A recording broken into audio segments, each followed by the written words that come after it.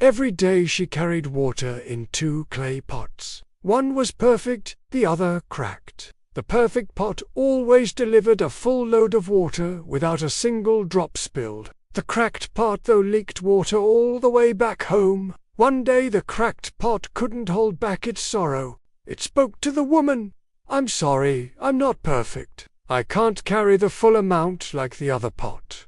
I'm broken, I'm useless." The woman smiled and said, "Have you ever noticed the flowers growing along the path you take every day?" The cracked pot was confused. "What do you mean?" it asked. "You see," she explained, "I've known about your crack all along.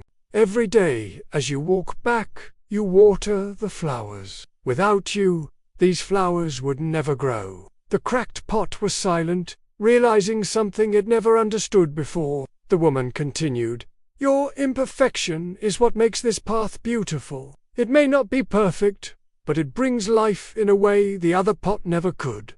We all have our cracks. We all have our flaws. But maybe those very imperfections are what make us special. What seems broken might just be the thing that brings something beautiful into the world." Do you know someone who's constantly criticizing themselves? Someone who feels they're not good enough, or smart enough, or beautiful enough? Someone who wishes they could be perfect? If you do, share this story with them. It might just make their day.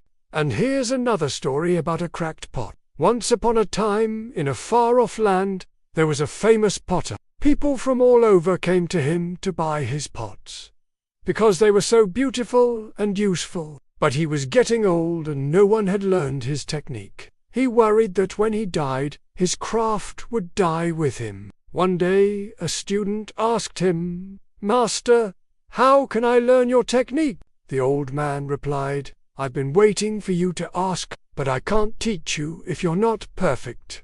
The student was confused. "What does that mean?" he asked. The master explained, "You see, I make my pots with a special clay. It's strong, yet it's fragile. And when I throw it on the wheel, I put a tiny bit of water in the center. This makes the pot stronger and more flexible. But it's very hard to get the amount of water just right. If there's too much, the pot will crack.